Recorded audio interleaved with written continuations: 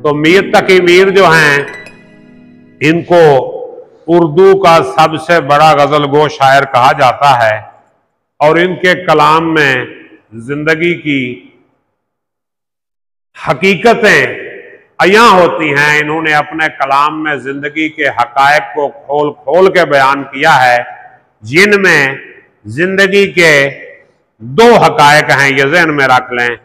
एक का नाम खुशी है, दूसरे का नाम गम है। एक का नाम खुशी, दूसरे का नाम गम। खुशी से हसद होता है, गम का एहसास होता है। एक बंदा खुश है, हंसता हुआ जा रहा है, देखने का यानी, और एक बंदा रोता हुआ जा रहा है। तो अगर आपके अंदर गोश्त का दिल है, पत्थर का दिल नहीं है, तो कम से कम उसके पास जाके पूछेंगे जरूर, भाई क्या हुआ है तुम्हें, क्यों रोते हुए जा रहे हो, क्या मसला है तुम्हारा। तो गम जो है ये इस कायनात की बहुत बड़ी हकीकत है। बड़ी यार, उधर क्या है, वो तो स्क्रीन है छोटी सी, तुम्हारे सामने ये पूरा बंदा खड़ा है, इसको देख लो उसमें तो बनती रहेगी। हाँ जी, हाँ जी बेटा, वो भी फेसबुक या यूट्यूब या कहीं ना कहीं वो आ जाएगी, अब परेशान ना हो। अच्छा जी, तो गम जिंदगी की एक बहुत बड़ी हकीकत है। क्यों कि गम, वो कहते हैं कि एक औरत का जो है ना बेटा मर गया, एक औरत का बेटा मर गया, उसने अपने दौर के सब हकीमों, सब वलियों, सब पीरों से राब्ता किया और कहा कि मेरा बेटा जिंदा करके दो। अब जाहिर है जो मर गया उसको कौन जिंदा करे, तो सब ने यही कहा कि ये जो है ना मुमकिन नहीं है। तो आखिर वो औरत गई महात्मा बुद्ध के पास। महात्मा बुद्ध, तो महात्मा बुद्ध से उसने कहा कि जी इस तरह है, उसने कहा जी हो जाएगा जिंदा, लेकिन उसके लिए काम करना पड़ेगा। क्या? उसने कहा किसी ऐसे घर से पानी ला दो जहां से कोई मौत ना हुई हो, जहां कोई मरा ना हो। कोई मसला है, ले आऊं दिया। तो उसने पूरे शहर के हर घर का दरवाजा खटकाया, कोई ऐसा घर न मिला जहां पे कोई मौत ना हुई हो। जब वापस आई तो उसने कहा जी कोई ऐसा घर ही नहीं मिला जहां कोई मौत ना हुई हो। मैंने कहा फिर और मैं क्या कर सकता हूं, ये सबके साथ ही है ना। तो गम जो है ये सबके साथ है, और गम की इंतहा जिसको है उसे कहते हैं मौत। मौत क्या चीज है? जिंदगी के इख्तिताम का नाम है मौत। मौत किस चीज को कहते हैं? जिंदगी का इख्तिताम मौत है। बड़े से बड़ा चौधरी है, बड़े से बड़ा खान है, बड़े से बड़ा सेठ है, बड़े से बड़ा ऑफिसर है, जर्नल है, कर्नल है, आईजी है, डीआईजी है, वजीर आजम है, सदर है, जो भी है, जब मौत आएगी ना किसी का ओहदा रहेगा, ना किसी की दौलत रहेगी, ना किसी की जायदाद रहेगी। एंड पे यही होगा, हजरात एक जरूरी ऐलान समाअत फरमा लें, फलां साहब फौत हो गए, इसके बाद ही जनाजा फलां टाइम पे फलां जगह होगा। लोग पहुंच गए जी, जनाजा हो रहा है। अब मौलवी साहब जो है वो कह रहे हैं कि यार ताड़ा बेली सी, ताड़े नाल दा बंदा सी, फौत हो गया। जे किसी ने कोई दिल आजारी की है, कोई तकलीफ दी है, तेरा है लिल्ला माफ कर दो। अगर कोई लैन देन का मामला है तो एदा बेटा, एदा भाई, एदा जो भी है वो जिम्मेदार है लैन देन के मामले का। गल समझ आई?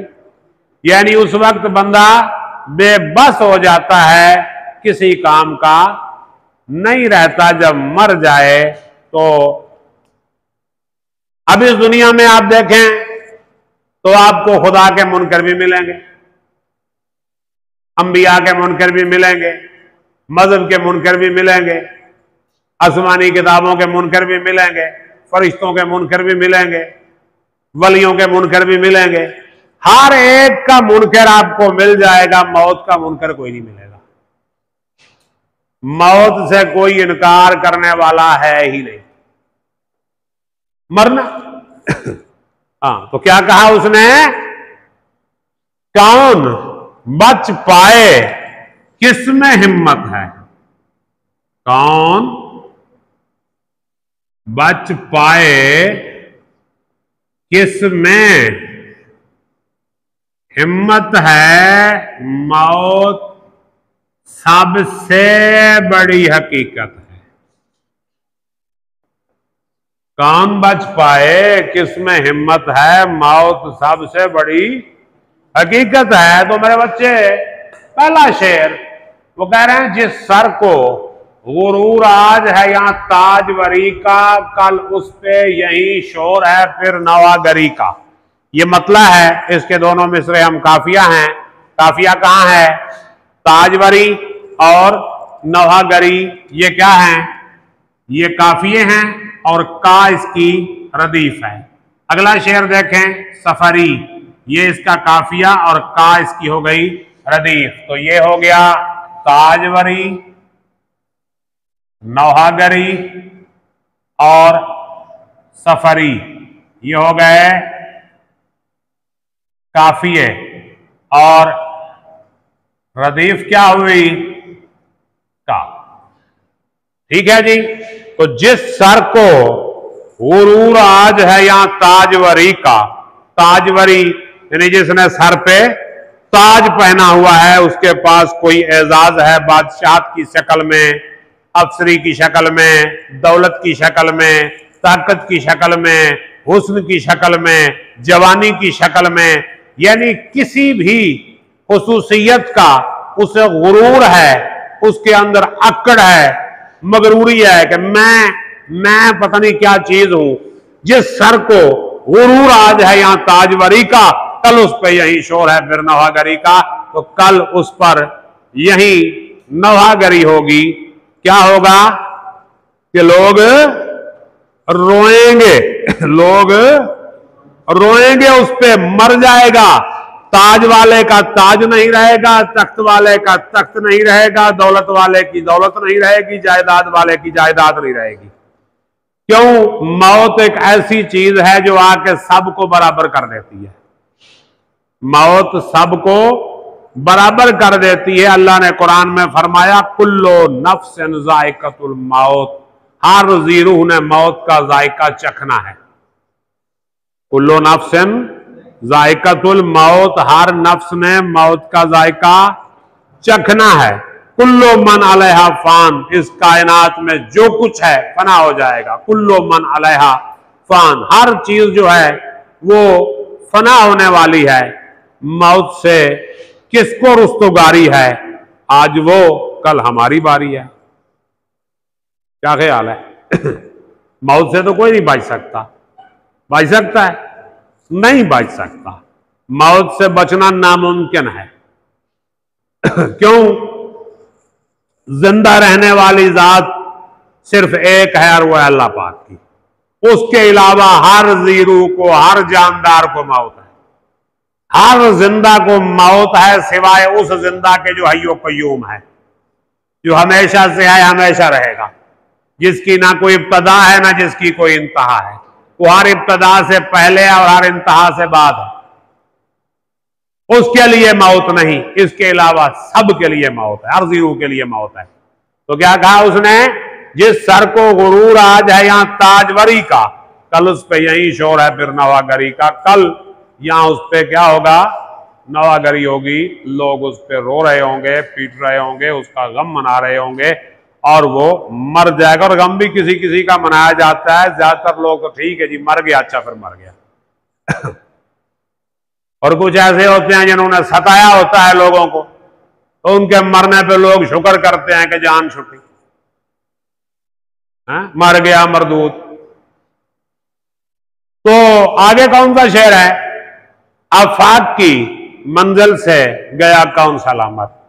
आफाक किसे कहते हैं, इस दुनिया को। आफाक, उफुक, ये आसमान और जमीन जिस किनारे पे आपस में मिलती हुई नजर आती है ना, उसको क्या बोलते हैं, उफक।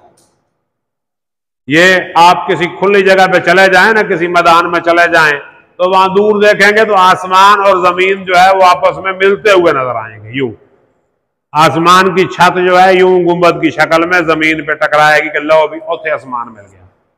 उस किनारे को क्या कहते हैं? उफक। उफक की जमा है आफाक।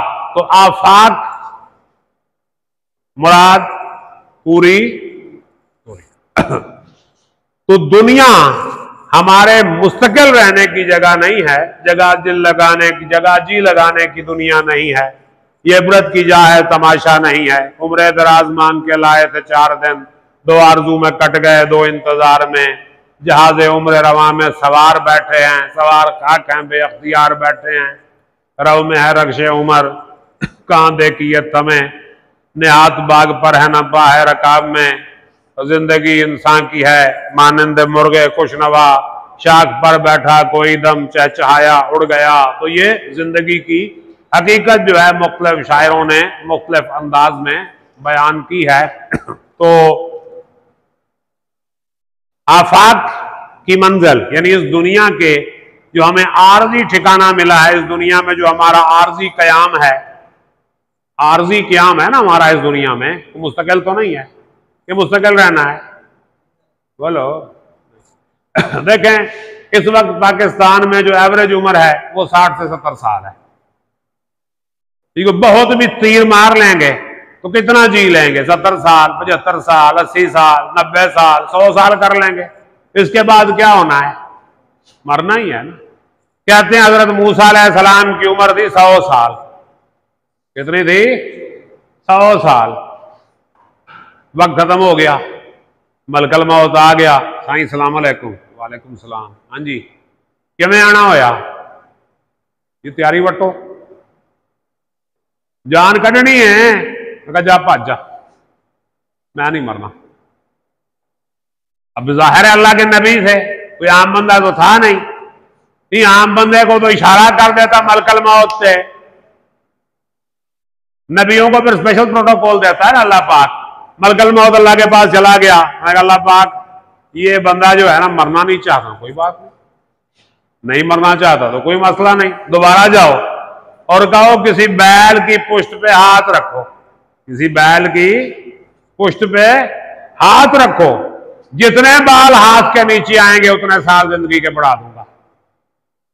अब हाथ के नीचे 100 बाल आ जाएं, 200 आ जाएं, 500 आ जाएं, 1000 आ जाएं, 2000 आ जाएं, जितने आ गए ठीक हो गया जी, गए। मैंने कहा जी अल्लाह कह रहा है बैल की पुष्ट पे हाथ रखें, जितने बाल आ गए उतने साल उम्र जो है बढ़ जाएगी। फिर क्या होगा? फिर बंदा हाजिर हो जाएगा, फिर बंदा हाजिर हो जाएगा। मैंने कहा चल फिर होना ही काट ली, तो फिर भी तो मरना ही है ना, चल फिर अभी सही। तो मौत से कोई नहीं बच सकता, ये एक हकीकत है, अटल हकीकत है। अब मीर अनीस के मरसिये में एक शेर है। अब मीर अनीस जो है ना, अब लास्ट टाइम आपने पढ़ा है, तो मीर अनीस जो है वो जज्बात के बादशाह हैं। इंसान के जो जज्बात हैं, जो एहसासात हैं, जो कैफियत हैं, उनको वो इतने प्यारे अंदाज में बयान करते हैं कि वो सीधी जो है ना बात दिल से निकलती है और दिल पे जाके लगती है। जैसे इकबाल ने कहा था कि बात जो दिल से निकलती है असर रखती है, पर नहीं ताकत परवाज मगर रखती है। तो अब मंजर क्या है कि इमाम हुसैन के बेटे जो हैं हजरत अली अकबर, वो कहते हैं कि सरकार मुझे जाने दें, लेट मी गो, मैंने जंग करनी है, मुझे जंग पर जाने दें। तो इमाम हुसैन जो है वो रोकते हैं कि बेटा ना जाओ, वहां तो जाहिर है दुश्मन है, मार देंगे। तो वहां अली अकबर जो बात करते हैं उसको मीर अनीस ने अपने अंदाज में यूं बयान किया है, वो कहते हैं जो जिंदा है वो मौत की तकलीफ सहेगा, जो जिंदा है, जो जिंदा है वो मौत की तकलीफ सहेगा। जब अहमद मुरसल न रहे कौन रहेगा? जब अहमद मुरसल न रहे, यानी जब नबी पाक सल्लल्लाहु अलैहि वसल्लम जिनकी खातिर ये कायनात बनी, उन्हें भी मौत का मजा चखना पड़ा, उनकी भी जान निकली तो फिर कौन बचेगा? कहना है किसी ने, जिनके लिए ये कायनात बनी वो ना रहे। अगर दुनिया रहने की जगह होती तो अल्लाह अपने हबीब को अपने पास ना बुलाता। ये लास्ट खुतबा जो नबी पाक मस्जिद नबवी में दिया तो क्या फरमाना का, एक बंदे को अल्लाह ने अख्तियार दिया, एक बंदे को अल्लाह ने अख्तियार दिया कि कयामत तक दुनिया में रहे या वापस उसके पास आ जाए। तो उस बंदे ने अल्लाह के पास जाना कबूल किया, तो उस बंदे ने अल्लाह के पास जाना कबूल किया। बाकी सारे साहबा ने कहा सुभान अल्लाह। हजरत अबू बकर रोने लग गए तो बाकियों ने कहा ऐसे बुढ़े बाबे नु की हो गया है, क्यों रोई जाता है? हालांकि वो बात समझ गए थे कि नबी पाक जो है अपनी वफात की बात कर रहे हैं। वो बंदा और कोई नहीं था, खुद नबी पाक थे जिन्हें अल्लाह ने अख्तियार दिया कि रहना है तो सोने क़यामत तक रही जा दुनिया दे विच, कोई मसला कोई नहीं तो मुड़ आ जा। तो नबी पाक ने कहा अल्लाहुम्मा फिर रफीक़िल आला, मैं अपने आला रफीक के पास जाना चाहता हूं। तो फिर बुला लिया अल्लाह पाक ने। तो दुनिया रहने की जगह नहीं है, तो अब वो क्या कहता है, आफाक की मंजिल से गया कौन सलामत? ये जो आफाक है, ये जो दुनिया है, इसकी मंजिल से कोई सलामत नहीं गया। असबाब लुटा रहा मैं यार सफरी का, यहां हर मुसाफिर का सामान रास्ते में लुट गया। जो भी मुसाफिर आया यहां उसका सामान कहां लुटा? रास्ते में लुट गया। आफाक की मंजिल से गया कौन सलामत? असबाब लुटा रहा मैं यहां हर सफरी का, हर मुसाफिर का सामान यहां रास्ते में लुट गया। असबाब लुटा रहा मैं यहां हर सफरी का। देखें, दुनिया में जब इंसान आता है उसके पास कुछ नहीं होता। दुनिया में आके वो बहुत कुछ बना लेता है, दौलत बना लेता है, जायदाद बना लेता है, अपना नाम बना लेता है, इज्जत बना लेता है, शोहरत बना लेता है, यार दोस्त बना लेता है, खानदान बना लेता है, चाहने वाले बना लेता है। तो बहुत से लोग जो है वो दुनिया में बना लेता है, लेकिन जब जाता है तो कुछ उसके साथ नहीं जाता। ना उसकी दौलत साथ जाती है, ना उसकी जायदाद साथ जाती है, ना उसके दोस्त अहबाब जाते हैं, ना उसके रिश्तेदार जाते हैं, ना उसकी शोहरत, ना नाम, कुछ भी नहीं। सब दुनिया में रह जाता है और बंदा जो है अगले ही तरफ जो है वो रवाना हो जाता है। वो आगे की टिकट जो है कटवा लेता है। तो बंदा क्या करता है, वो आगे की टिकट कटवा के चला जाता है। कोई चीज उसकी जो है उसके साथ नहीं जाती, यहां तक कि उसका जो घर है, उसकी जो जायदाद है, उसकी जो दौलत है वो वर्षा में बट जाती है और उसे वही कफन मिलता है। वो भी उसका अपना खरीदा हुआ नहीं होता, कोई और ही लेके देता है उसे कफन। और इसके बाद जो कब्र मिलती है वो कौन सा उसकी अपनी जगह होती है, वो भी सरकारी कब्रिस्तान होता है चाल में, वहां पे पड़ेगा। समझ में आई बात? तो अब आपके जहन में कोई सवाल आता है तो कीजिए, मैं उसका जवाब दूं।